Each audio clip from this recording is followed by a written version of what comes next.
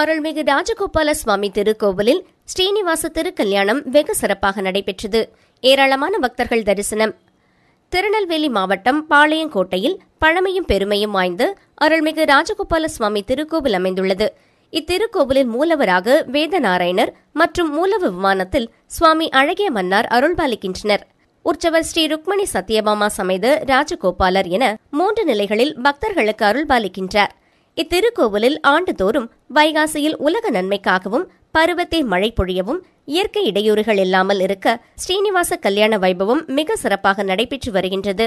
இந்த ஆண்டுக்கான திருக்கல்யாண நிகழ்வு நேற்று நடைபெற்றது. மாலையில் ஸ்ரீ ராஜகோபாலர் 51 வகை சீர்வரிசைகளுடன் மாப்பிள்ளை அழைப்பு திருவீதி உலா நடைபெற்றது. முன்னதாக கல்யாண மண்டபத்திற்கு தாயார்களான ஸ்ரீ ருக்மணி, ஸ்ரீ சத்யபாமா ஆகியோர் தோளுக்கிணியான் பல்லக்கில் எழுந்தருளினார்கள். மாப்பிள்ளை பெண்ணுக்கு பாலால் காலழம்பும் நிகழ்ச்சி நடைபெற்று ஊஞ்சல் சேவை நடைபெற்றது. பின்னர் மாப்பிள்ளை பெண்ணுக்கு காப்பு கட்டும் வைபவம் நடைபெற்றது. ராஜகோபாலருக்கும் தாயாருக்கும் புது வஸ்திரம் சாற்றப்பட்டு மாலை மாற்றும் வைபவம் நடைபெற்றது. கோத்திரம் மற்றும் சம்பிரதாயம் முடிவடைந்து பெண்ணை தாரை வார்க்கும் நிகழ்வு நடைபெற்றது. பக்தர்களின் கோபாலா கோவிந்தா கோஷங்களுடன் திருமாங்கல்ய தாரண நிகழ்ச்சி நடைபெற்றது. வந்திருந்த ஆயிரக்கணக்கான அனைத்து பக்தர்களுக்கும் திருமாங்கல்ய சரடு, அட்சதை பிரசாதம் வழங்கப்பட்டது. ஸ்ரீமான் ஆயக்கடி குமார் பாகவதரின் சிறப்பு பஜனை நிகழ்ச்சி நடைபெற்றது. தொடர்ந்து இரவில் பெருமாள் தாயார் திருவிதி புறப்பாடு நடைபெற்றது.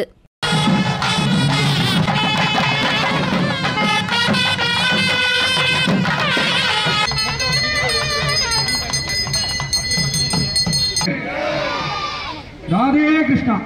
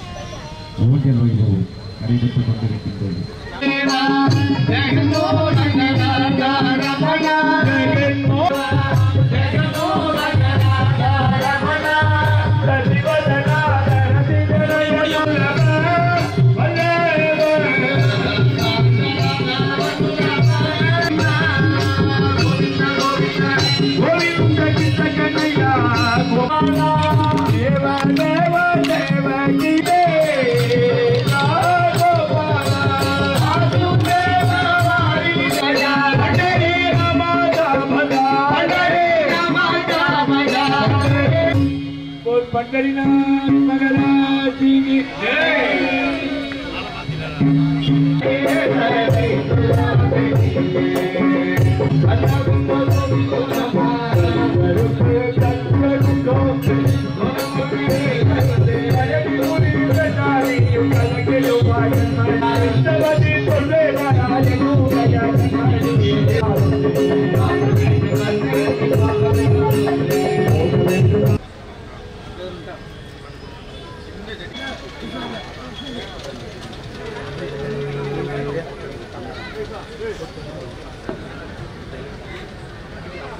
भगवान